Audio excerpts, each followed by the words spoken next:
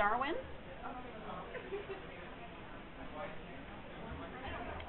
Biology is talking about him today.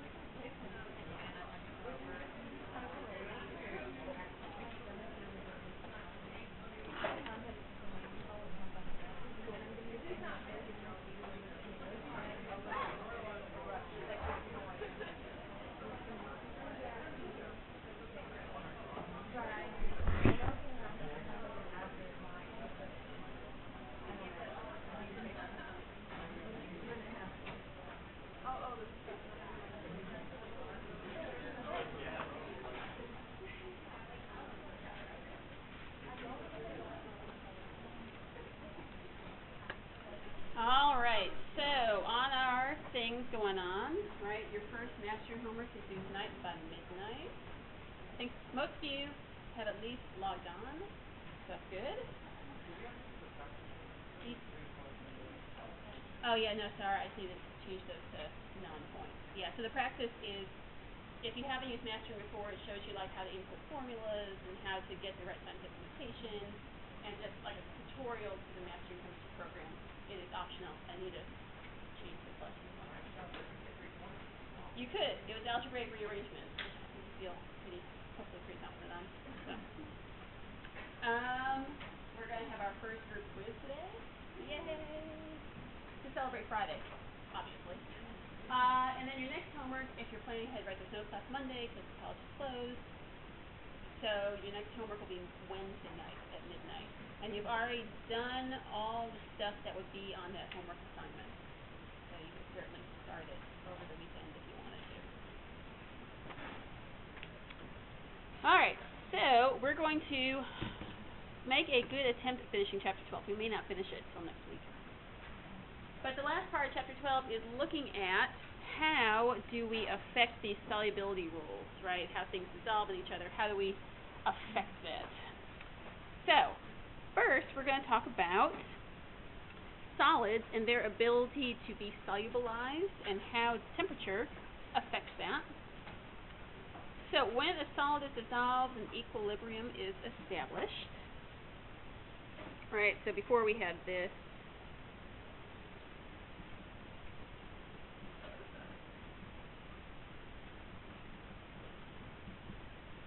right, we get to the point that the solid, these are both aqueous.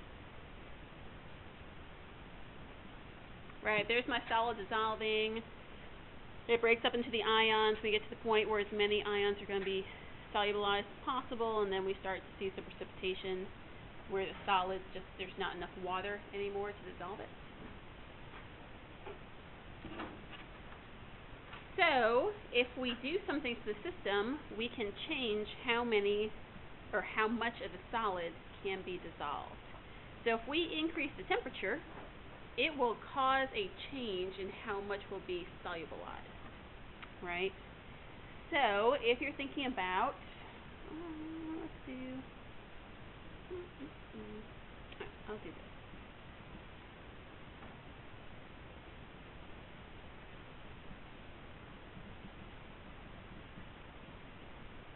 Okay, let's say I have potassium chloride, and it dissolves into potassium ions and chloride ions.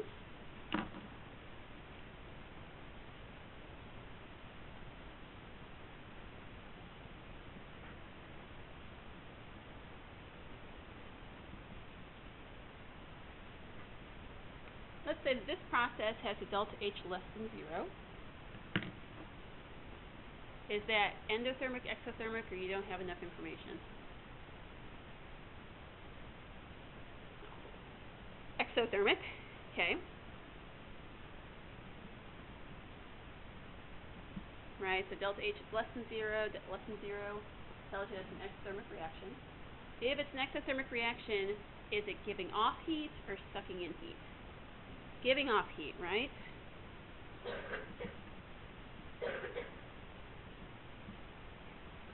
If it's giving off heat, would the heat, if it was a thing you could measure, would I put heat as a reactant or a product? If it's giving it off, right? It's going to be almost like it's a product, right?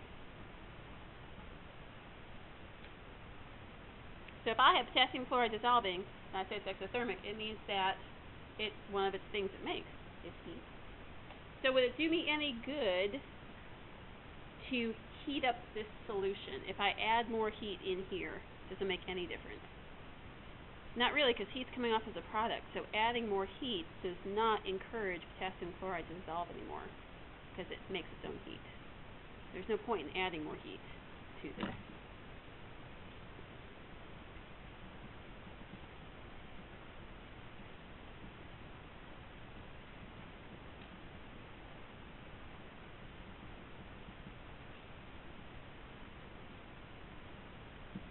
Right, so adding heat doesn't encourage any more to dissolve.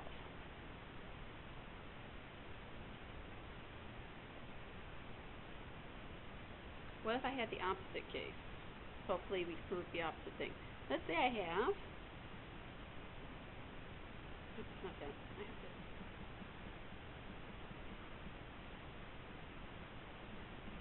I have sodium nitrate.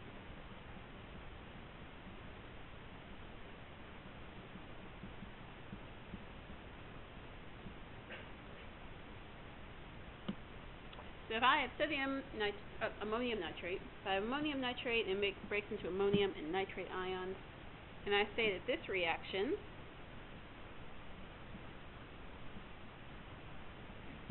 is an endothermic reaction. If it's an endothermic reaction, do I need heat or I give off heat? Need heat. So what if I heated this reaction that needs heat? It should hopefully dissolve even more, make even more ions. So in this case, adding heat does encourage more to dissolve.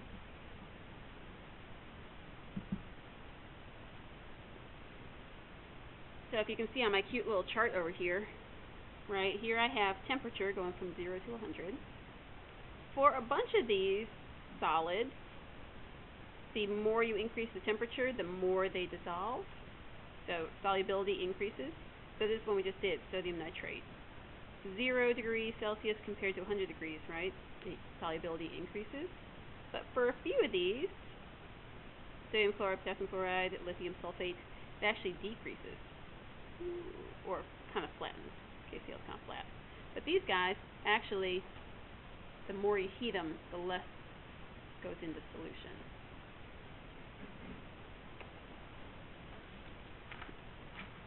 So that's all true if you're a solid, but what if we're also talking about gases? How can we think about the same kind of process now if it's a gas? Gas solubility.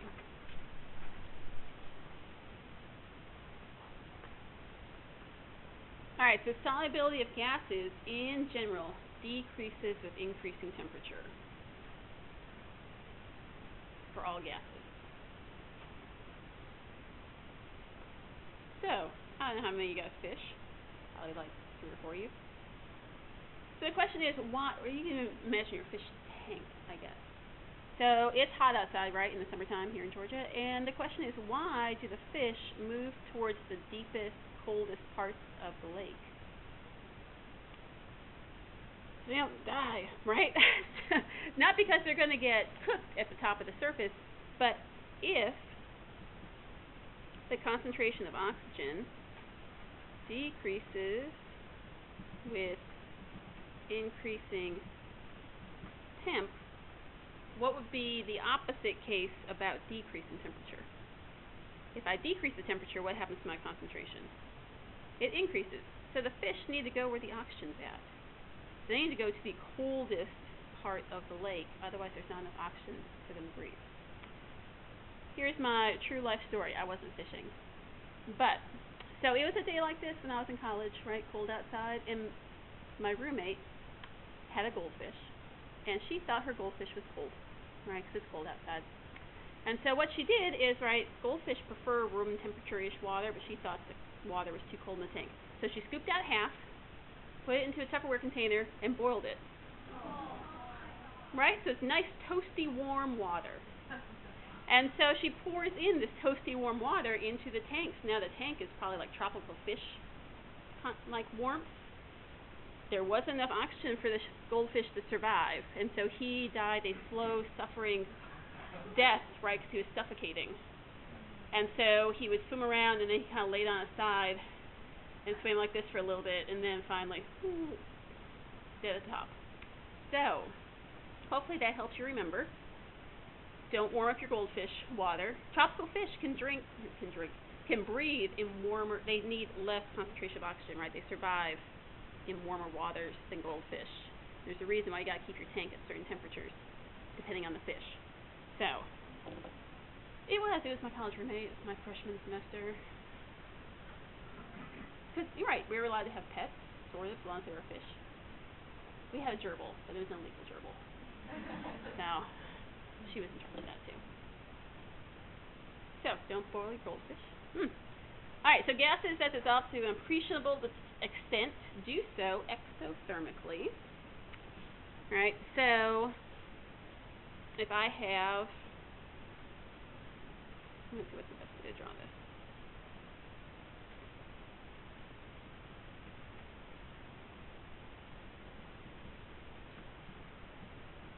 Alright, so I have whatever gas, carbon dioxide, oxygen, whatever, and water.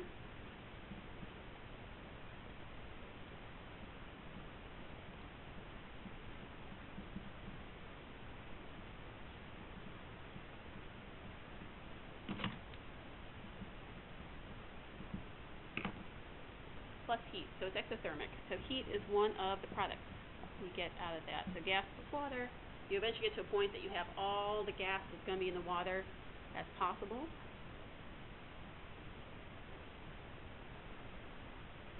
So the question is, if I wanted to get all the oxygen or carbon dioxide or whatever it is, what is one way to degas your solution that you could do, that my roommate did to the water, right?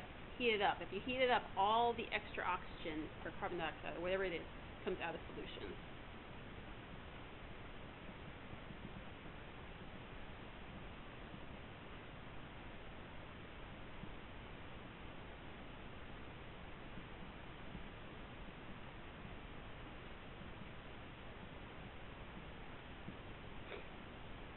So by adding heat, because it's exothermic, you add heat to your saturated solution, it's going to force it back this way. You're going to get plain gas and water without any gas in it.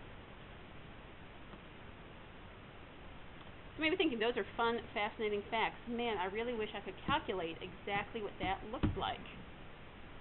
Excellent question. Let's go ahead and do some calculations. Yay! Alright, so you're going to need your calculator pretty much for the rest of the class.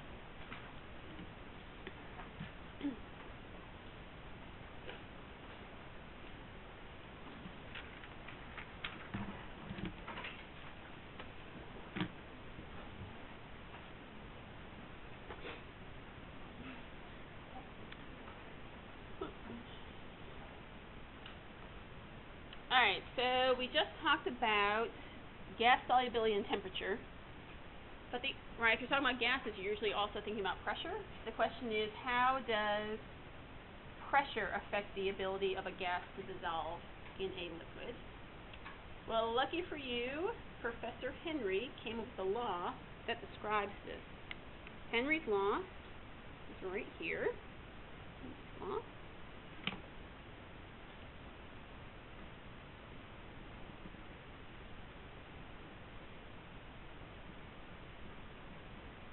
Describes the relationship between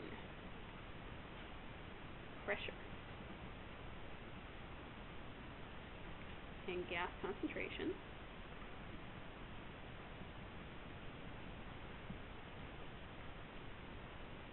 And so Henry's law is based on the molar concentration of the gas in moles per liter, the pressure of the gas that you're interested in, and they're related by what's the Henry's law constant. So it's known for every gas out there, the amount of gas that will dissolve in units of moles per liter atmosphere, right? So Henry's law constant is going to depend on the pressure that you're at.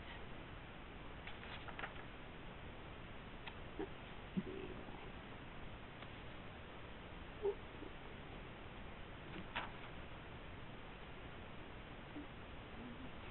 All right, let's do a practice problem with our brand new equation. I think I left you enough space. All right, so let's say I have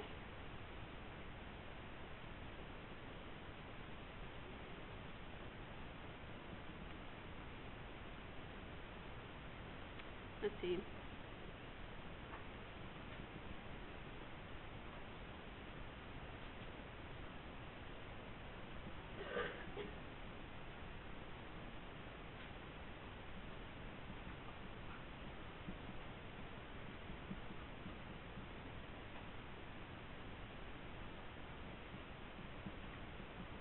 Let's say we're looking at nitrogen gas, and I look it up in the table, in the book, or on the homework, and it says its Henry's law constant is 6.15 times 10 to the negative fourth. Question 1 is going to be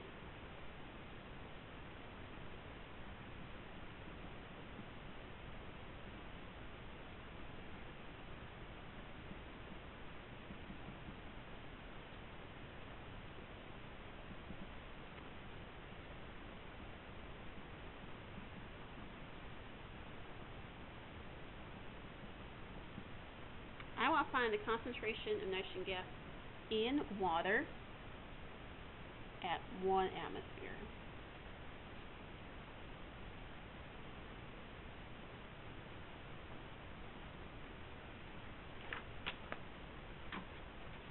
Never enough space up here. Alright, so we're going to use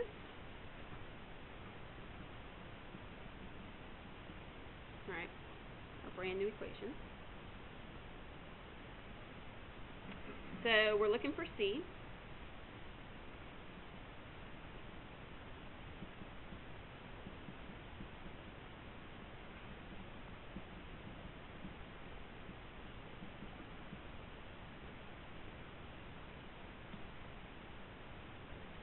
The first is always the easiest one. Right?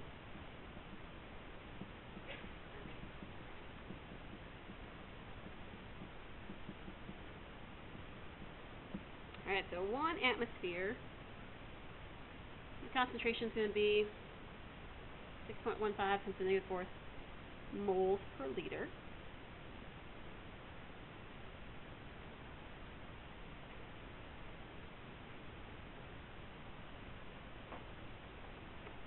So my second half of the question is,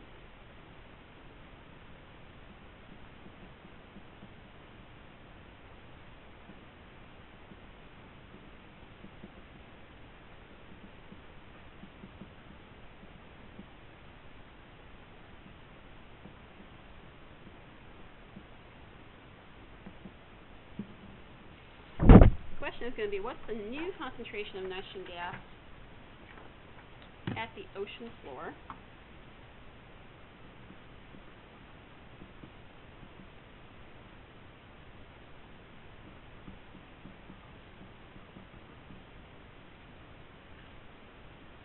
it's a pretty shallow ocean. It only has a pressure of 5. So not the real deep oceans.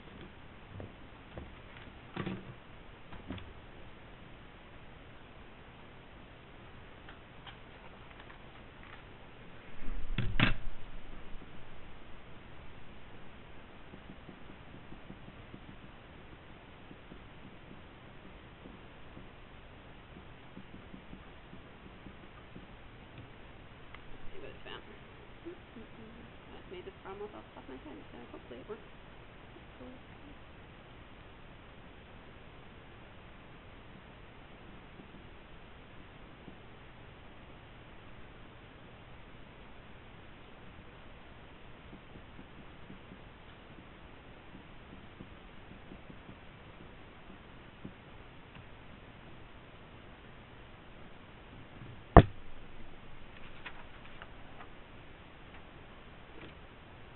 Alright, so what has happened to the concentration from top of the ocean to the bottom of the ocean? What's happened to my concentration? I went from -4 to -3. Is number 1 or number 2 a bigger number? 2 is a big number. So right at the at ocean top, I have less nitrogen in water than I do at the bottom. Right, so more pressure, I'll be able to squish more nitrogen with my bigger pressure into the water. Does that make sense? More pressure, it's all being pushed. Okay. So the question is, what if instead of talking about plain old water, I'm talking about your blood? Right? So it's the same concept. Now we're all going deep sea diving. I'm petrified of the ocean, so you'll never see me more than ankle deep in the ocean. Actually, I'm scared of all water. I don't actually know how to swim. I'm a very good panicky dog paddler. Very strong with the panic, flailing arms, get me to the edge. So you'll never, if you do see me in a pool, I apologize, because I'm the person who looks like they're drowning the entire time. I'm really fine. I'm just trying to get to the point where I can stand up again. So, yeah. So let's say we're, yes, Justin.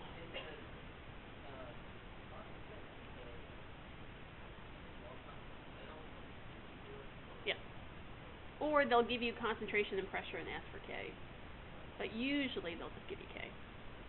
So. Alright, so let's say we've gone deep sea diving of some sort. So we said the concentration, right, we increase the pressure. So at 1 atmosphere, the concentration of N2 was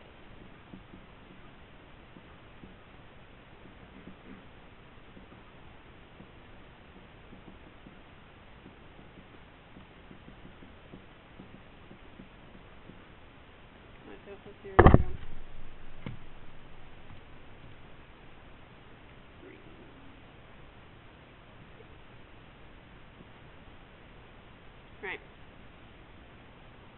So I went from the top of the ocean down to the bottom. Right, so I now have more nitrogen in my blood than I had when I was at the top of the ocean. So as I swim down farther, more of the oxygen from your lungs gets squished into your blood veins, blood vessels, whatnot. I'm not a biologist. Veins, vessels, where the blood goes, wherever that is, those little tubes. The tubes that hold the blood, that's what it is. Right, so I've now increased the nitrogen concentration. Alright, so down at the bottom of the ocean, I've lost nitrogen in my blood. What is the one thing you're never, ever, ever, I even know this, not swim at all. What's the one thing you're never supposed to do when you're scuba diving? Go up too quickly, right? Because you have all this nitrogen in your blood. As you swim towards the top, it's going to go from in your blood to becoming a gas again, which means it's going to start to bubble. And so if you go too quickly, your blood's actually bubbling nitrogen gas, which is what the issue is when you get a bend, it is nitrogen gas that's literally boiling out of your blood and causing nitrogen bubbles to travel through to your heart and your lungs and your brain, and that's why those people die, because they didn't take the time to swim slowly to let this equilibrium come back to normal. Yet another reason not to go scuba diving. If you didn't have one before, your blood boiling should be at the top of the list. So, fascinating, right? Fascinating. Which is why I'm super impressed by those people who free dive. I don't know if you ever watched those videos of those free divers. It's just a guy, they have a long rope down to the bottom of the ocean, and they just hold their breath, and they like climb down the rope. When they feel like they're running out of air, they just climb back up the rope. Like the record for holding your breath is something crazy, like 22 minutes. David Blaine holds the world record, 22 minutes. Yeah, he practiced for about 3 years, holding his breath underwater. It's fascinating video of him learning how to do it. He almost died several times, but he holds the world record. So I guess, right, trade-off. How badly do you want that world record?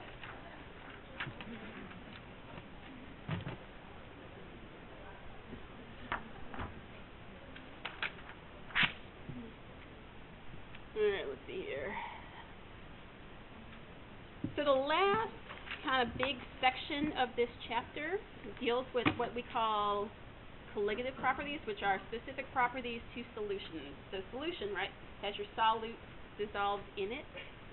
So the properties of a solution, something has a solid or gas dissolved in it, depends only on the number of particles of solute per molecules of solvent, not depending on the combination of things that you put together. Wordy, confusing. Let's see if I can clear that up. So,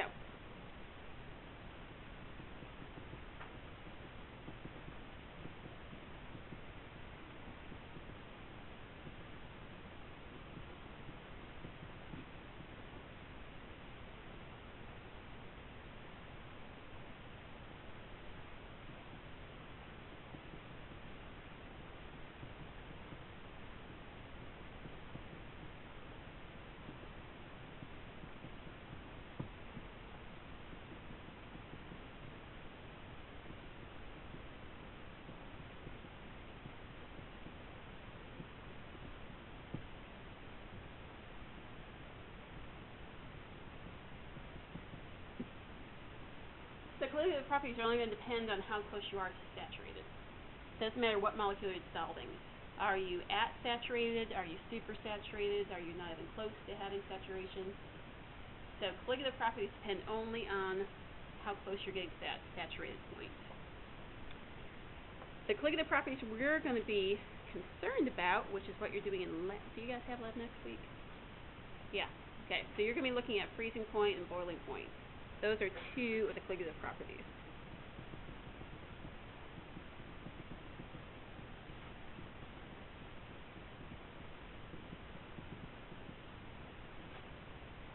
And the one we don't talk a lot about conceptually, it'll make sense once we do it. It's something called vapor pressure.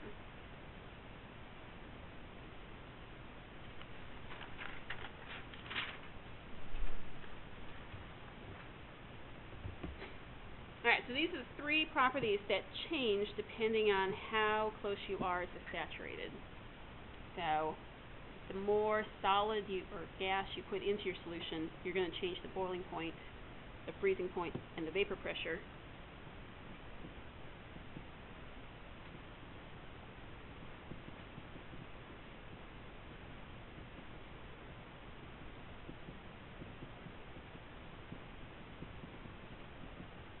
Of the new solution, the thing that you made compared to what it would be without any solid in it.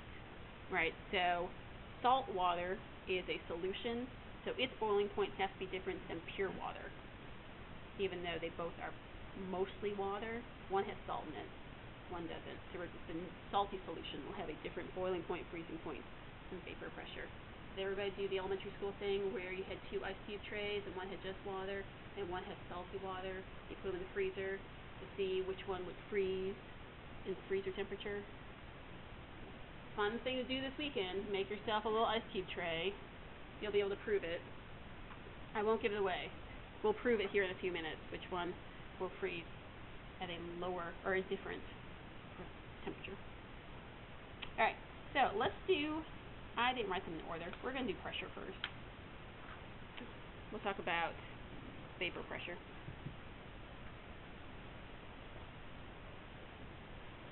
Alright, so equilibrium vapor pressure is the pressure of the vapor, for obvious, when the liquid and the vapor are in equilibrium.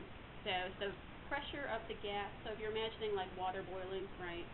If you had a gauge right over the top of the pot of boiling water, you're measuring that pressure, right where the water is going to a gas and coming back to it.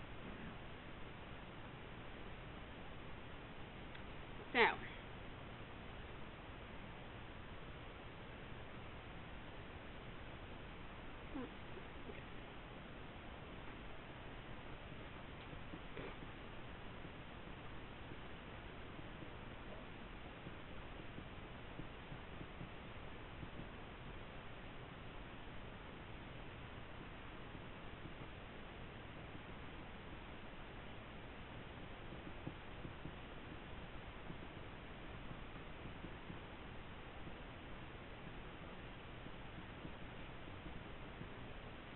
Alright, so just restating what we said 2 seconds ago, and by we, I mean me, but I said. The vapor pressure of the pure solvent must be different than the vapor pressure of the solution.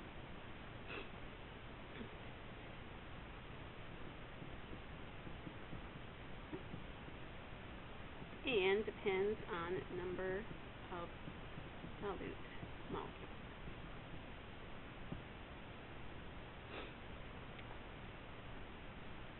So we end up with what's called Raoult's law,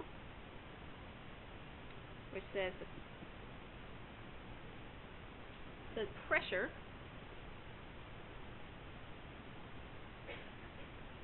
of the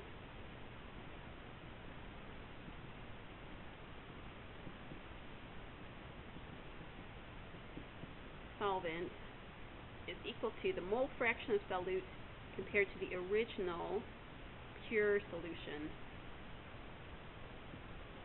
Actually, I'll call this solution.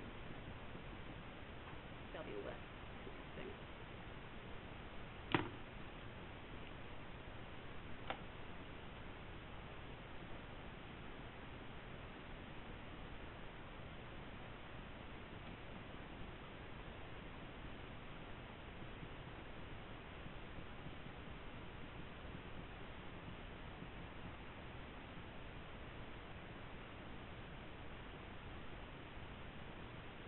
And what's big X from when we talk about Wednesday? Mole fraction, right? This is going to be the mole fraction.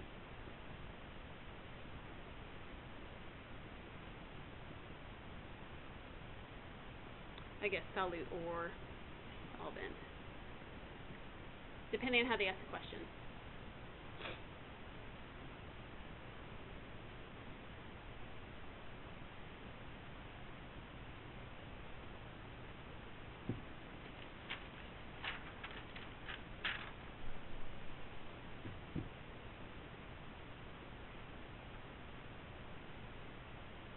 Alright, so let's go ahead and try out our brand new equation.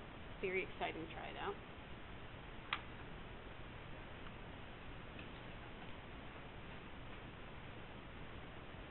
So let's say I make a solution of 82 grams of ethylene glycol and 100 grams of water at 22 degrees Celsius. And they provide the vapor pressure of pure water. We want to know what the vapor pressure is of the new solution. First, does anyone recognize ethylene glycol from any other applications? It's antifreeze. Alright, so ethylene glycol is a fancy phrase for antifreeze. So we would expect it to definitely change the vapor pressure of the water. We'll come back to it here in a few minutes, ethylene glycol. Alright, so what's the first thing I need to find in order to solve my Raoult's law equation? Right, this was given to us.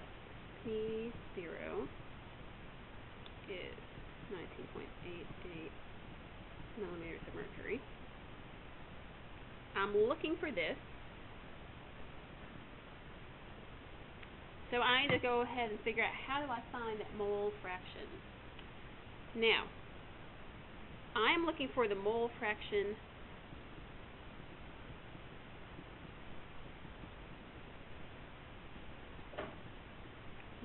of water because they gave me this relates to water. Right, so I want to figure out how the water water vapor pressure changes. So I know the mole fraction of just the water. So if I want to find mole fraction, what's the first thing I really have to do before I can even find it? Mole fraction. I know the moles, right? Mole fractions in moles, and I on purpose didn't give you moles because I'm tricky like that, right? So let's find moles of water first, because we can probably do that pretty straightforward. If I have 100 grams of it, what do I need to do to get the final number of moles? So about 18, right? Because that's molar mass.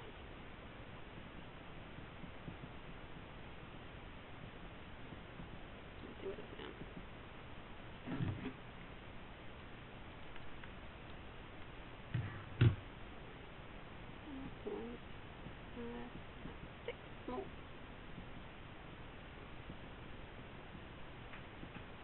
So now I need to figure out the moles of ethylene glycol. What do I need to tell you about ethylene glycol for you to solve this? It's molar mass.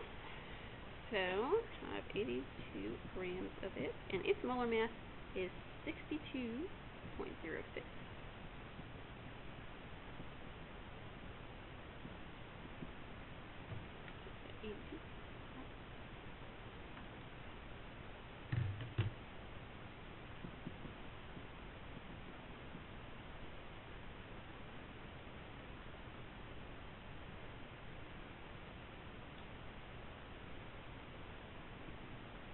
Alright, so how do I go about figuring out this mole fraction? What do I put on the top if I want to know mole fraction of the waters? Yep, I put some water moles on top.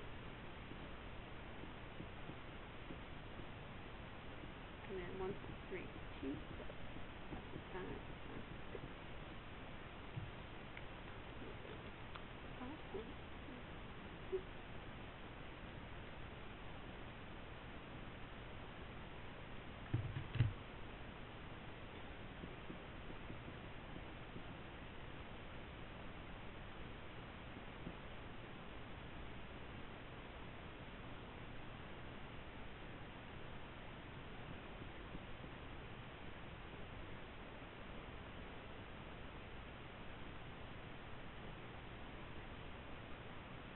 Now I'm ready to actually go back and solve for the thing I was being asked about.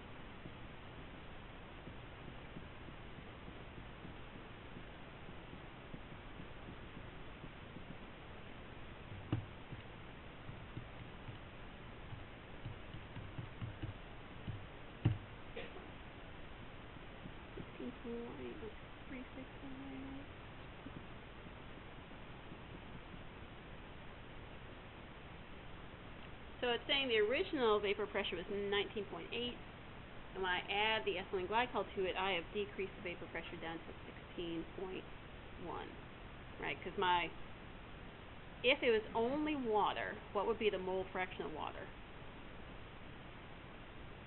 If I only had water and there no ethylene glycol, what would X be? 1, right? X would be 1. So anytime you add anything to it, this mole fraction is going to become less than 1. So if this becomes less than 1, the vapor pressure has to decrease.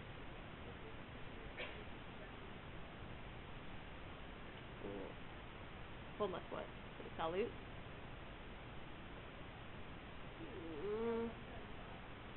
It implies that it's going to boil at a higher temperature or freeze at a lower temperature, which I don't have time to get to today, so it'll be a cliffhanger. But the freezing point and boiling point are directly related to this vapor pressure. And because vapor pressure decreased, the other two will also have to change. I have such exciting graphs to show you on Wednesday to demonstrate my point, but I want to make sure that you have enough time to do your first group quiz.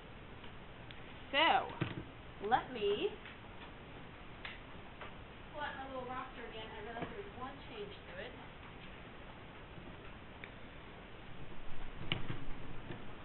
Let's see where that went.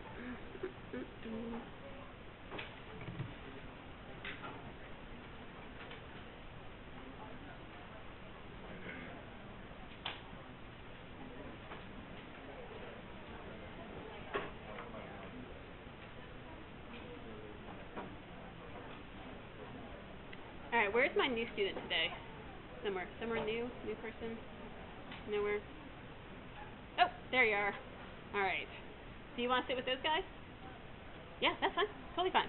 Alright, so if you know who your group is, go ahead and start moving in their general direction. If you can't remember, it should be, hopefully, mostly the people sitting around you.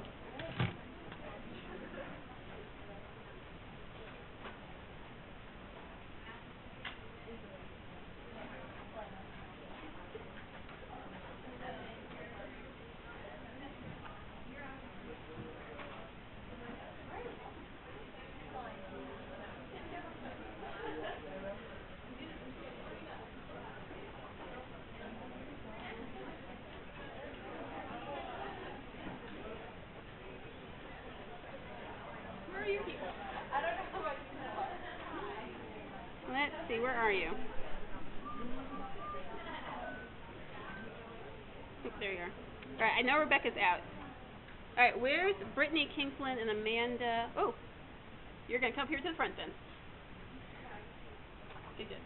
Alright, has everybody found at least most of your group quiz? Alright, so for those of you who have not taken your group quiz the day before, what you're going to do is everybody gets a copy of it. You only turn in one final copy, so as it is with you while you're taking, and turn in the copy that has the most work shown. It's equally best handwriting, something. Decide amongst yourselves which one is going to be your final copy. And make sure that that copy has everybody's name on it. That's the only way I can get that. If you're looking at the future and you're thinking, I know this is true for the group quiz day, and I was not going to do it, up to you as always. If you want to give some credit for work they didn't do, their name on it. But that I think you're a generous person and don't say no. I would not do that. So, up to you. Alright.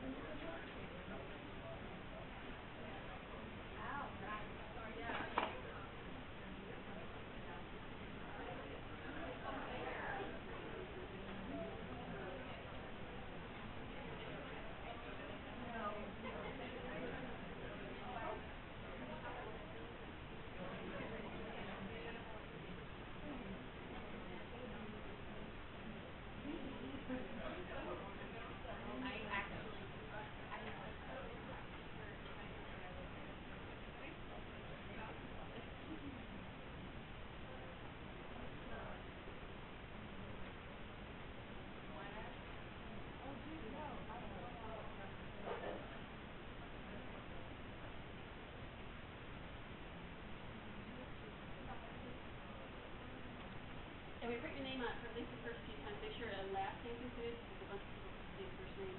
Here.